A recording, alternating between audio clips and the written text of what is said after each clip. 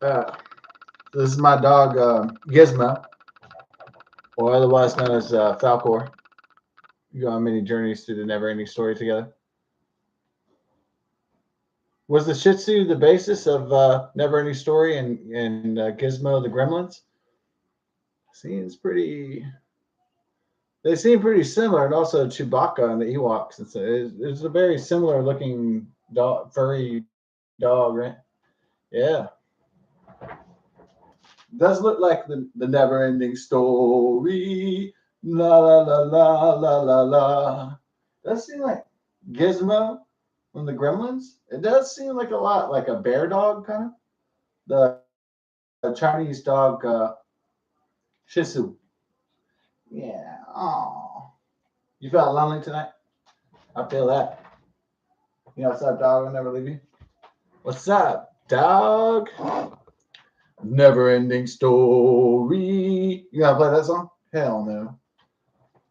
What was so great about the Never Ending Story in the 80s? I don't know. They made like really good movies in the 80s. So a lot of great fantasy escapism kind of movies. So Never Ending Story. Oh, yeah. That shit was.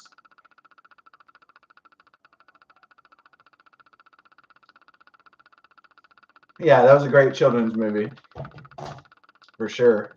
Without a doubt. Yeah, I had a pretty adventurous childhood. Not because I was like hopping around the world. It's just in the country. So it was ripe for fantasy to be out in the country, to grow up in the East Texas woods and Liberty County and out in the forests and the animals and the trees and stuff. There was certain majesty to it. I don't know. Did they rip up your old stomping grounds to build shopping malls and exploit it for gas and bullshit? Cookie. Well, they kind of like in Mont Bellevue, they made a lot of cookie cutter houses, but for some reason off 1409, they left that kind of like intact as it was when I grew up. So humanity hasn't destroyed everything yet. They eventually the human race will destroy and consume every single part of nature. Yes, they will. They will exploit every single last land iota, every last resource. Everything will be exploited and be screwed over, and this world will be a living fucking hell. But thankfully, they haven't got to my area yet. I know the world is ending when they cut down all the trees. That's when I'll know. When they cut down all the trees and there's no trees left, there's no forest left, there's no animals left, when there's no country left, I'll know that the world is about to die in a pretty serious fucking way. So when that happens, not just if they destroy my habitat, my original upbringings, my place where I spawned and I grew, but when they take it all away, no, we're over with it, folks. So the Earth is gone. Like the human race is gone. We're all dead. That's when I'll know. Why didn't they destroy the old woods my old stomping grounds? Because I guess there wasn't much of value there. There's no oil there. There's no gold, so they didn't rip it down yet. So that's thank God it's not that valuable. It's just a forest, and there's just animals and turtles and snakes and just ancient creatures there, and it's intact. But one day, if Houston or Texas or America gets so desperate for land and for resources, they might cut the whole fucker down and cut their oxygen level. They might poison themselves, poison us in their own greed, in their quest for corporate greed. They might kill us all. So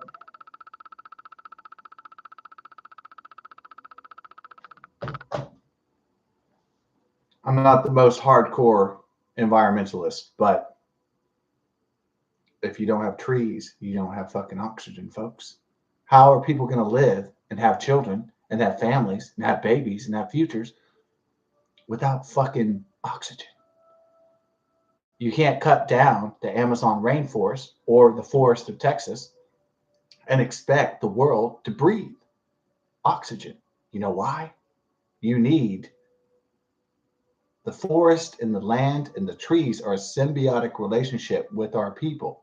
If you destroy that in the name of greed and exploitation, we're going to fucking die.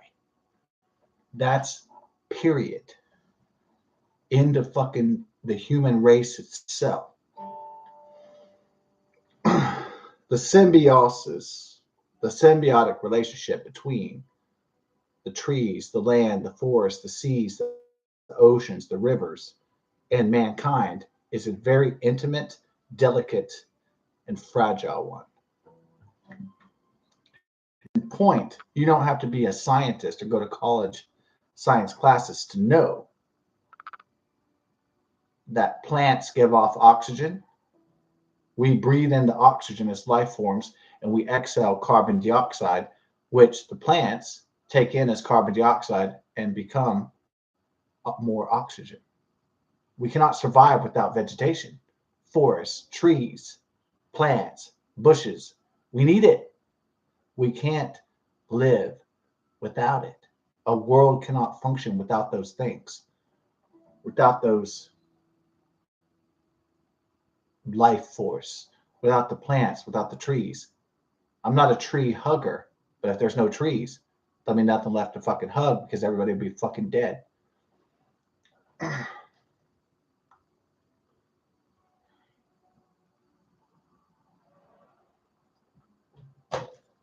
Why didn't they take your ancient forest? Why didn't they take it? They built some grotesque shopping mall, some concrete slab of neon caca. Why didn't they destroy your old forest, your old stomping grounds with your old friends? Why didn't they rip it down and build a whole bunch of fucking cookie cutter fucking bullshit suburbs? Why didn't they rip all the shit down and exploit everything? You know, there might not be much valuable to corporations there, so they overlooked it. It's like the Shire in The Hobbit or the Shire in the Lord of the Rings, you know. It's like the Shire was left untouched because the world powers forgot about it. And that's how stupid they were, that they forgot about places like that. They forgot about the country. They forgot about the Shire. So that's why ultimately they were defeated, forces of evil, ripping down the trees, ripping down the land. It's unconscionable what they've done. And they want more and more and more and more. And they expect to actually fucking live, and their families and their future live without a sustainable and tenable situation in the earth. There's no such compromise. You cannot exploit the earth and expect for it to give you a reward back. There's no such trade-off. So either people will have to start protecting and preserving and conserving their lands and their country and their trees and their forest and their vegetation, or everybody fucking dies. That's it. It's a zero-sum game. There's no other bargain.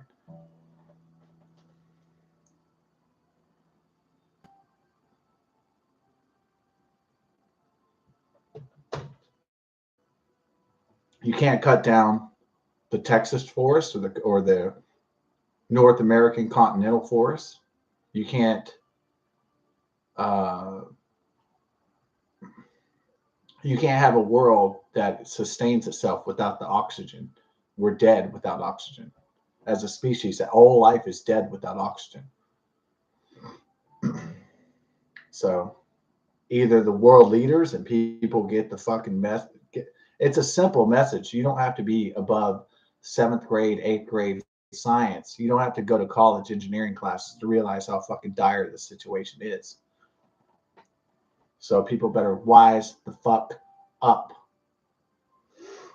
Or all those kids you're having, they ain't gonna have a fucking future. You just had your next baby. Well, you got to make sure your baby has a fucking future, right?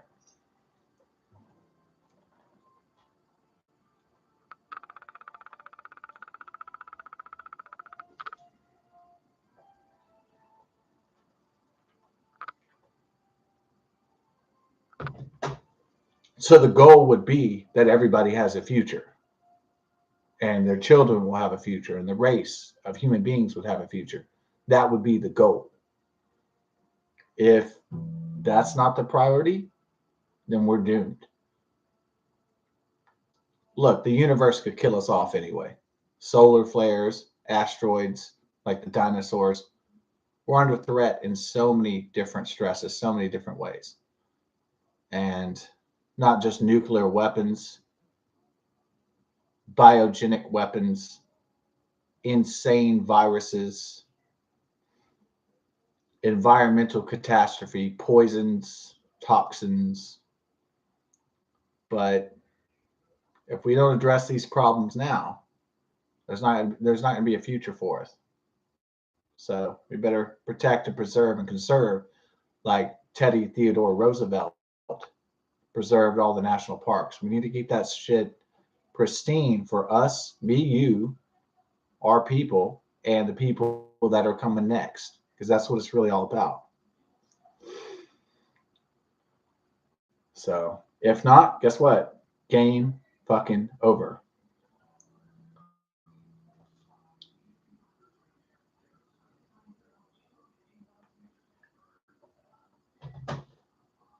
And I doubt anybody wants game over unless they're nihilistic or satanic or something. So yeah, they didn't touch my old stomping grounds because it's a coastal swamp. There's probably not much oil. There's not gold. There's not mining. There's not cobalt. There's not zinc. There's not anything there. There's not silicone. It's just a forest with ancient creatures in it. Ancient Texas creatures. Maybe there's old beneath. There's ancient dinosaurs, relics of ancient past. Maybe if they're Tyrannosaurus Rex or Stegosaurus or something. But all you find is butterflies, is turtles, is frogs, snakes, coastal creatures that have been there for centuries. You don't want to take away their habitat. Crocodiles, moccasins, crickets, dragonflies, I think I've already said that, ants, bees, wasps, all kinds of different hierarchium of creatures in all sorts of orders. And I wouldn't give that for anything. That's the most important thing that there is our habitat and the habitat creatures. Whatever different order and genus they are, must be protected and preserved. Whether it's turtles or they're all there. There's wild boars. There's the only thing we don't have down is bears. Basically we got deer. We got pretty much everything else except bears. That's more, northern, more western climates where most bears are. So the only thing we don't have, or I don't think Texas has a lot of wolves. Or yeah, we don't have wolves, but maybe there's definitely wild boars. There's definitely coyotes, and it's important that we protect all these different creatures, because if we don't protect them ourselves, so you can't get your luxury high-rise yuppie fucking condo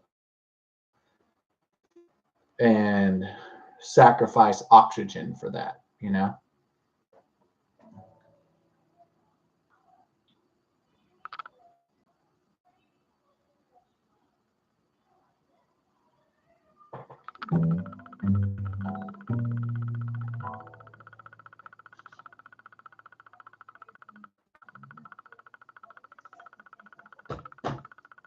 Yeah, it's a great comfort to me that the place where I grew up when I was a kid, out in Dayton, Liberty County, 1409 Texas, that I'd go there and it'd still be just the same. Whole bunch of, it would be a road, there'd be a forest, and there'd be some human habitations. And then guess what? You could go in the forest and get lost in the nature, in the habitat, in the ecosystem. Just get lost in some ancient fucking Texas ecosystem like it's a dream. It is magical, not just from a childhood perspective. It is magical. Go out to the forest. The tree, you have to read Winnie the Pooh or Lord of the Rings. No, it is magical. Go out to the forest. The trees. You don't have to read Winnie the Pooh or Lord of the Rings to know how magical the place is. It is a definite magical place. Whether it's people forgotten that or not, it is a pristine area. It is a it's a place that people should protect, just like Yellowstone or anywhere else. It may not be as majestic as Yellowstone or Yosemite, but it is just as important and integral to society and human beings and to the race of man. So, yeah.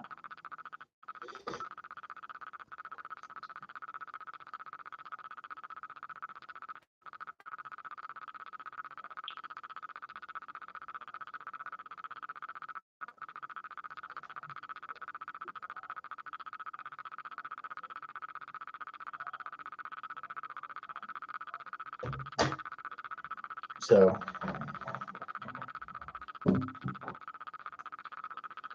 I don't think that, corporations are evil, but you have to make decisions based on healthy. Now, we all know not every corporate or government agency works for the benefit of mankind to make sure it's healthy, happy, and safe, and that there's a future. Okay, we know there's some fuckers that work in the government and corporations that just care about themselves, care about their own power, their own influence, and they exploit the land, they exploit the people as long as they get the fucking island, as long as they get the get out of jail free card. We know there's people in Washington and Wall Street that don't give a shit about mankind or anybody else except their own shit. So those people are the fucking enemy.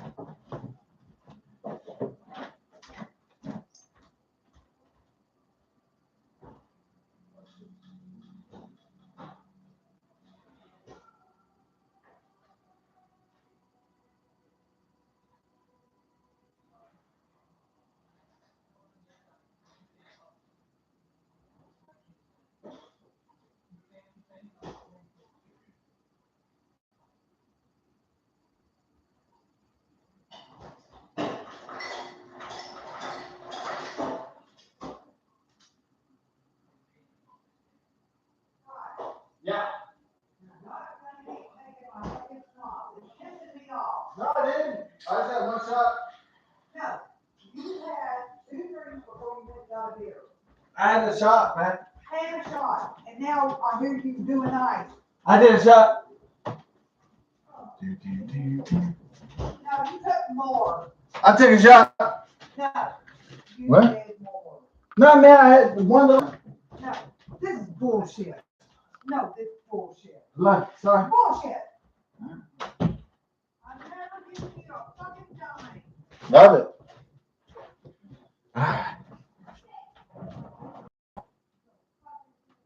Uh-oh.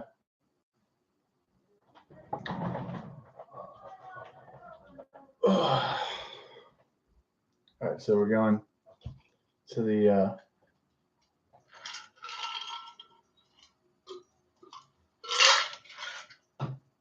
I love the 20-minute long environmental speech before the song. Hell yeah. That's what it's all about. Yeah. Well, if you don't have trees, motherfuckers aren't gonna have oxygen. Oxygen is a very important part of living. Obviously, you don't have to be a nuclear rocket super genius scientist to understand having oxygen. It's very important. So we'll play December because it's December. Very matter of factly. Have some brew dad.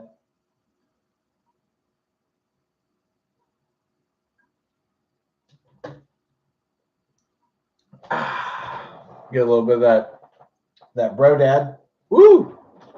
Bro daddy. Play a song?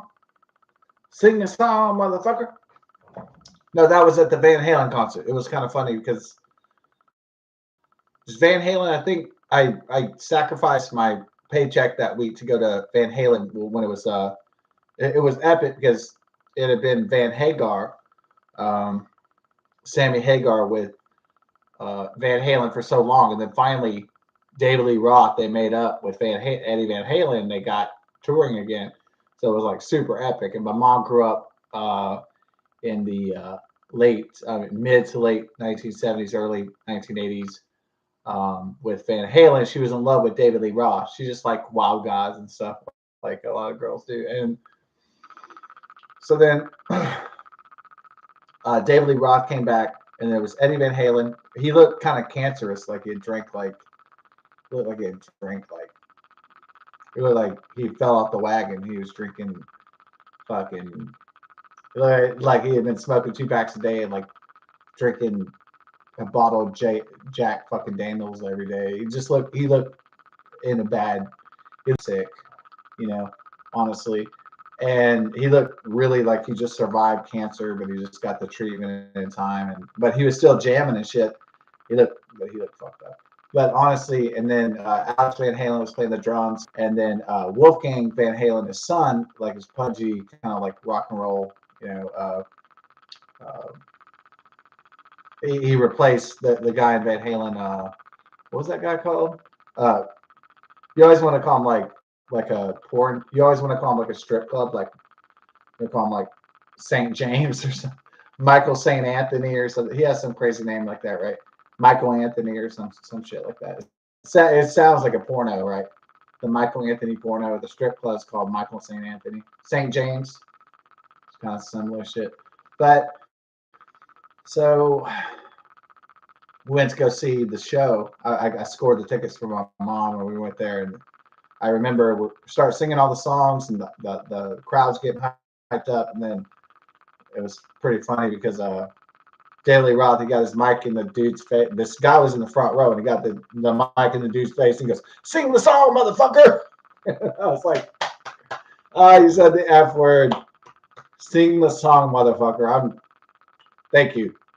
That's all I wanted. I know some people say you're an asshole or whatever, but thank you for saying "sing the song, motherfucker." Like if you're a real fan, you're gonna start singing the song, right? I mean, it's like the dude in the front row is kind of like pimping out, and he's like, "Yeah," and then David Lee Roth goes, "Sing the song, motherfucker," and I was like, it's not like I need you to say the F word for me to feel the vibe. It's just that was the kind of the hype, that kept the what do they call it, the intrigue going on. So I was excited about that. Yeah, it's not like I like when other dudes antagonize other dudes. It was just cool. It was like really macho and shit. It was like kind of just, it was a testosterone bravado, and that's what was cool about it. It wasn't cool because it's not cool to be like, "Get off your ass, motherfucker." It was just kind of like, it was funny though. It was like, I don't know, if people that are in music, they think they're in theater or they're in music, it's still kind of like drama. It's theater, it's music. It is kind of, I always like when it doesn't mean that I like when classic artists and artists that I really enjoy say curse words. It's more that like, it's the way they say it. It's the way they do it. That's the point. It's like how they're spontaneous with the crowd. It's not necessarily about the curse words. It's not about being vulgar. It's about just the whole, it's like, it's about the whole attitude or something. It's about the whole like presentation. I don't know how to particularly describe it, but that was pretty awesome. Yeah. Oh God, man. Eddie Van Halen looked bad. Yeah, he looked like he had been on a tequila bender for like 3 weeks. He just looked very sick, or he'd been through cancer for like 3 years. He just looked bad. Like he hadn't eaten. He looked like he hadn't eaten anything for like 5 months or something. He looked like he looked Ethiopian. He looked like he was malnourished. He looked like he was like in the ghetto, in a Haitian ghetto or something. It was bad, dude. So it's like, unfortunately, he didn't get the help that he needed with the addiction and stuff. And eventually, if you don't get help for your addiction, it'll fucking kill you, dude. If you get on, it doesn't matter if it's like alcohol. It doesn't matter, man. When you get on that shit, dude, you get fucking hooked. You fucking die. You're fucked. If you get on that shit for too long, you're gonna get sick. You know. So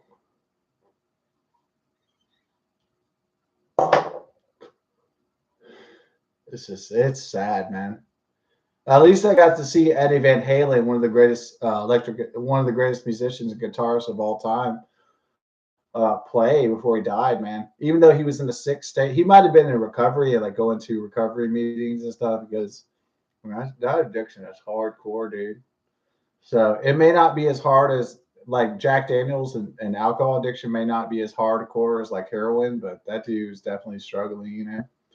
So unfortunately.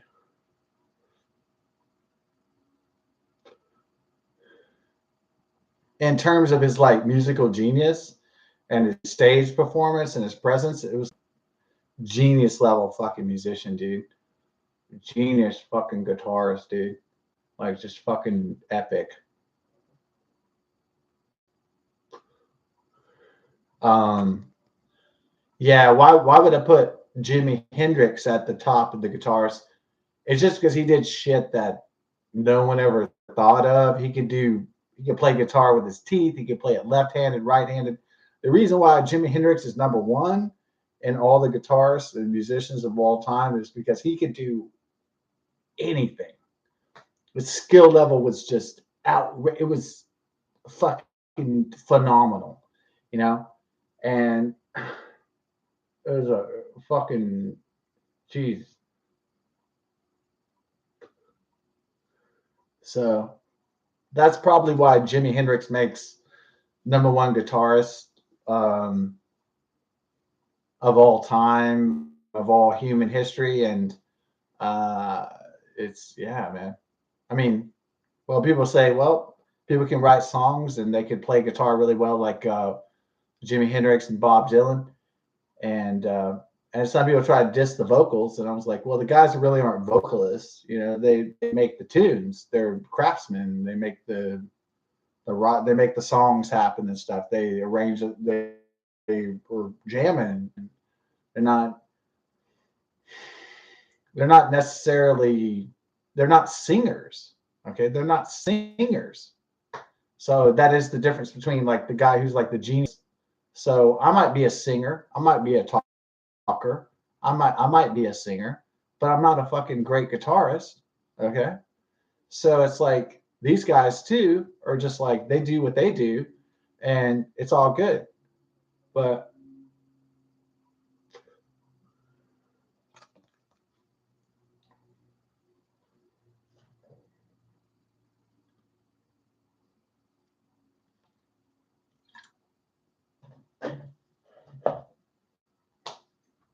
um yeah, I'm good. I'm good if Bob Dylan and Jimi Hendrix can just sing, you know, to carry a tune. That's impressive to me. I mean, but the music speaks for itself. What they've written is just you know fucking epic. Uh,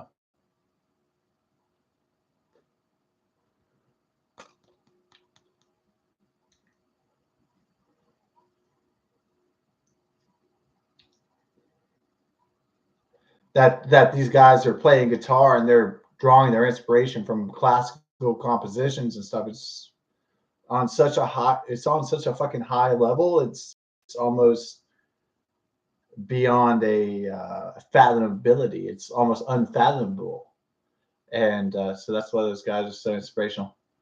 Um, Even though Eddie Van Halen, before he died, he had like lots of cancer. He looks like he'd been on a tequila bender from hell, but he was still up and he was still jamming out. I mean, it was awesome. So give him that.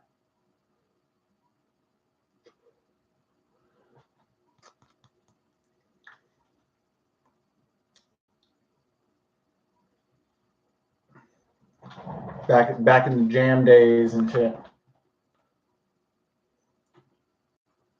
Jamming up.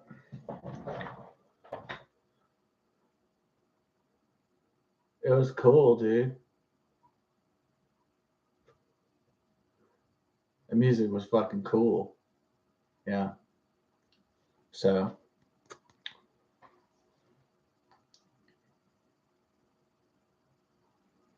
David Lee Roth was known for being abrasive and confrontational and stuff. That was part of his style. It wasn't like I never took it offensively. Like if he was like, "Get out of my way, motherfucker," I wouldn't take it personally. I would be like, "Well, that's the way the dude is." You know? I don't think it's cool that he's yelling curse words at people. I like the style, you know. So I don't think he's a bad person at all. I think he's a great person. So at the end of the day, so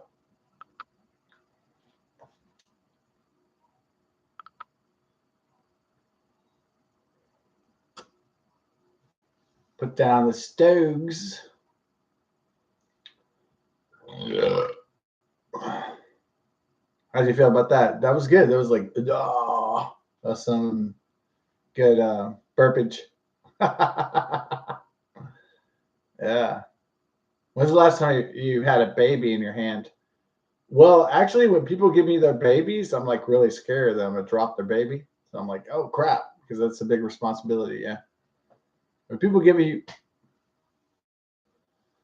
their babies, they're like, here's my baby, hold my baby, and I'm like, oh God,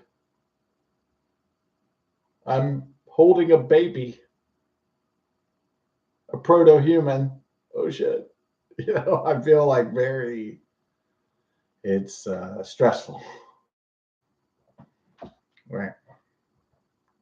Because you have to hold the baby. The baby is in your hands. Their whole life is in your hands right then. It's like so much. It's a lot of pressure. So,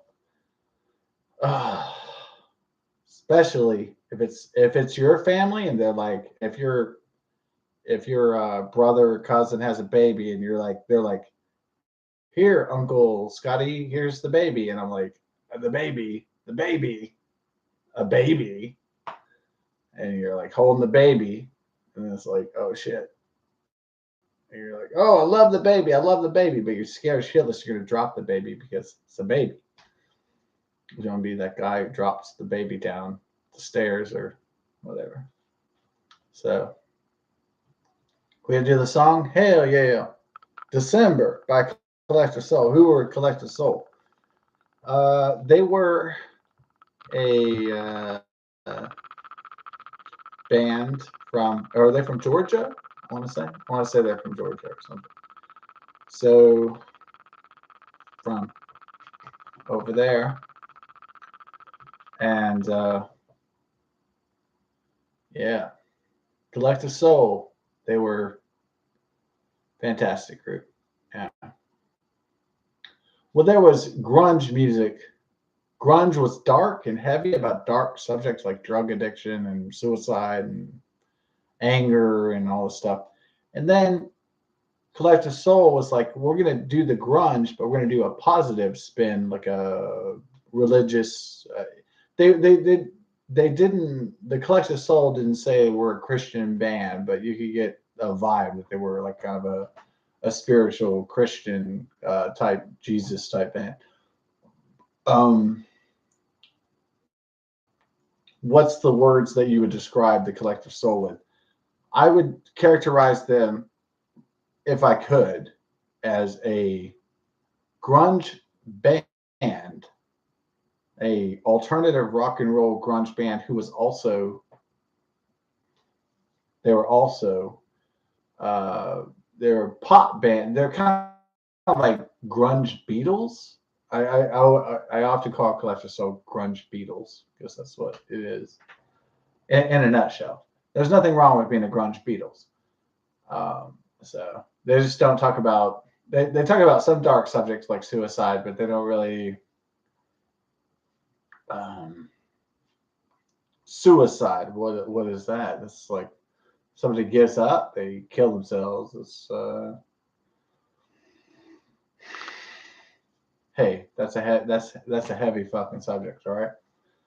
Doubt or doubt, that's fucked up. But we'll play a song December because it is December. I like to have things concurrently occur. So I'm all up jamming right now.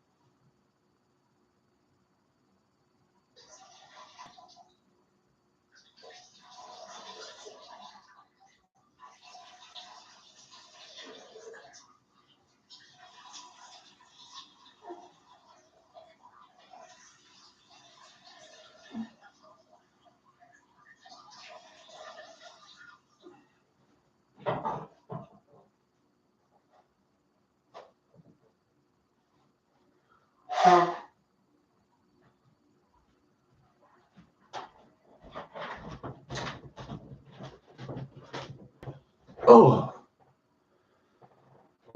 who's ready for the jam? Should we put the pick on? Get the pick on.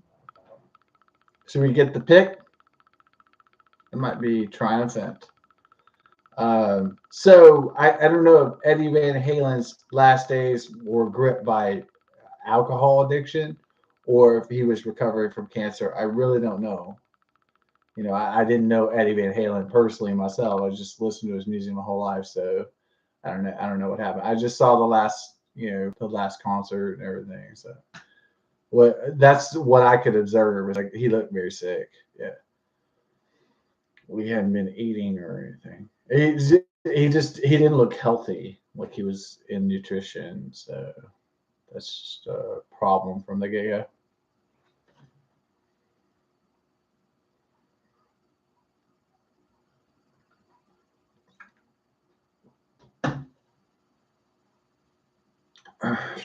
So Eddie Van Halen looked very. I really I don't know if he's. I don't know if he's trashed out or if he was just anemic or something. So from a doctor's perspective, it's yeah. So we'll have to kind of understand where he was at the end of his life. I'm not sure. He was suffering from cancer. He was suffering from cancer, or he was suffering from addiction, or both, or what was going on. But his last concert, he had no muscle on his skin. He was just fucking. He looked like a fucking zombie, dude. So, just saying. Um, he didn't look very well at all. So that's the observable truth, I guess you could say. There's the observable universe. There's the observable truth, right? So that's what we're talking about here.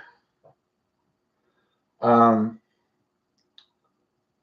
it is no pleasure of mine to say that my greatest guitar hero is wasted. You know, it is no greatest pleasure of mine to watch heroes of mine in rock or music have anemia or fucking be not eat for 10 days and stuff like that, or have cancer, it's eating their bones apart or the muscles apart. It's not something I would choose. It's just what I got to talk about. So here we are. And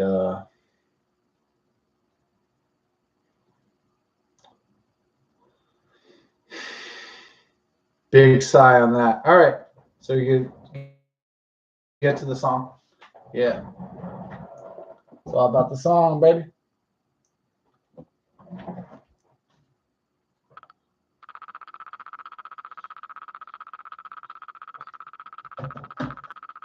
Well, the chords, no capo. Right, no capo? Stoner?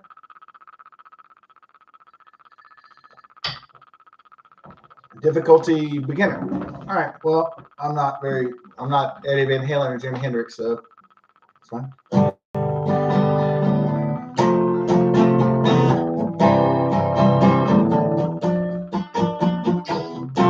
Okay, we get where this is going. Yeah. All right.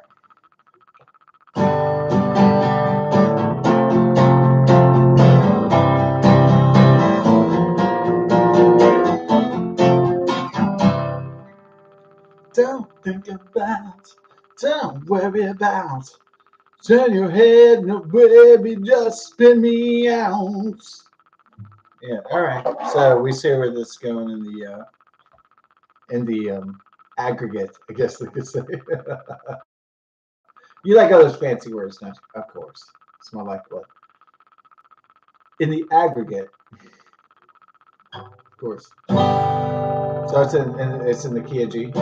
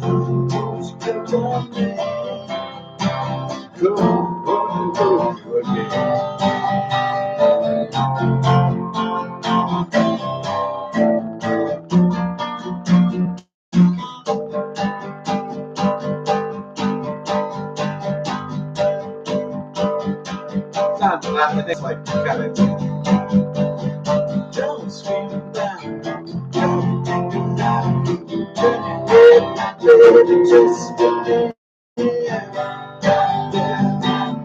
Don't slow it down. Turn your head, baby, just spin me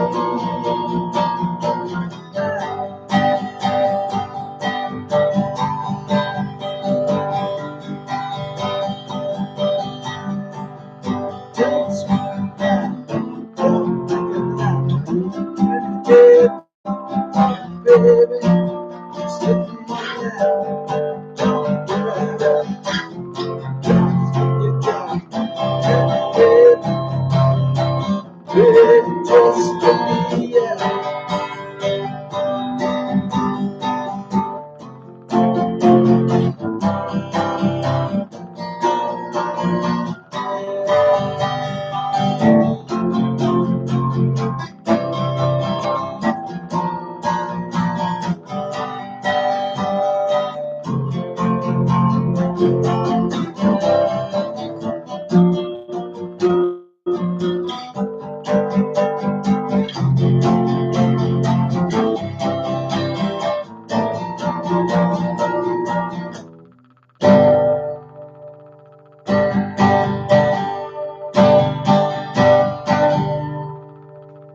Kind of like a little bit slower, like in the song. So, anyways, but it sounds pretty good, like in terms of like key tune, like on the record. So let's go.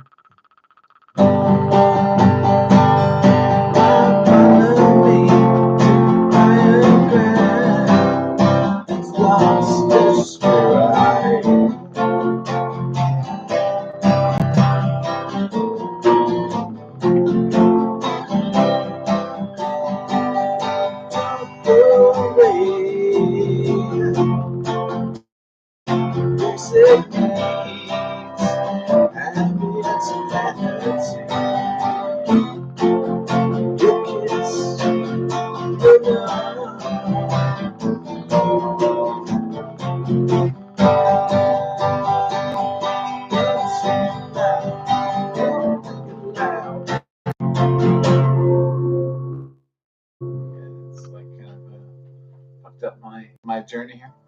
All right, so all right, so my computer first up. Is there? Don't scream loud, don't think aloud. Turn your head, baby, just spin me out. Don't worry about it, don't speak it out. Turn your head, baby, just spin me out.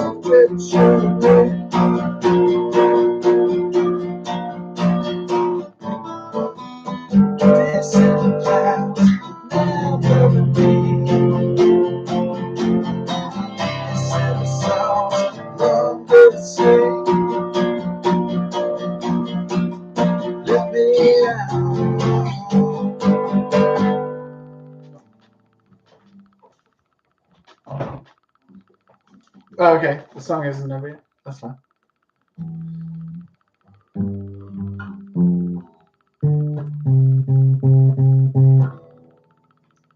Drink break. Hey.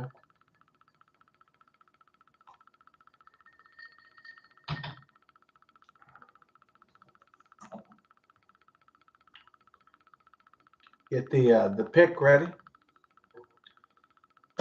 Don't scream loud. Don't make it loud. Turn your head baby. Just let me out. Don't worry about. Don't speak it down. Turn your head baby. Just let me out. Don't scream loud. Don't make it loud. Turn your head baby. Just let me out.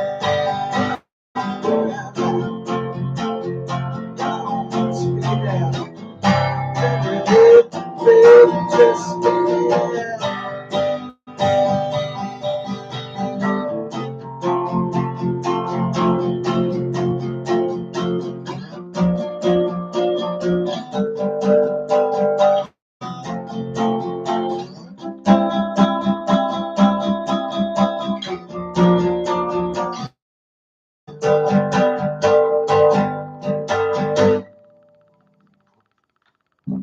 Yeah, I guess that like really sounded like continuing with the record. Yeah, that's okay. Boom. December.